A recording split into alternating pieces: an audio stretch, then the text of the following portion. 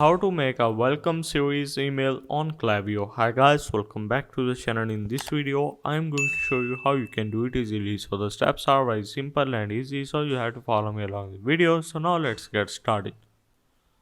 First of all, once you have logged into your Klaviyo account, you will end up on your home screen. What you have to do is to simply click on this campaigns. Once you have entered here, click on this create campaign on the top right corner and simply select your email. Click on create campaign and this will take you to a new page where you have to enter the name of your campaign and you have to select the relevant tags, and in the recipients you have to send to choose list of segments.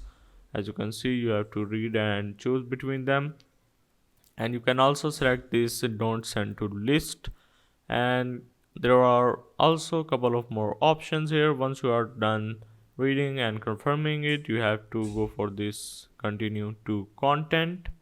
Simply click on it and this will take you to the number 2 part of this page, where you have to enter the subject line, your preview text, your sender name, your sender email address, and you can also design your email. You can also use templates from Google or whatever website you are using, and as you can see, HTML.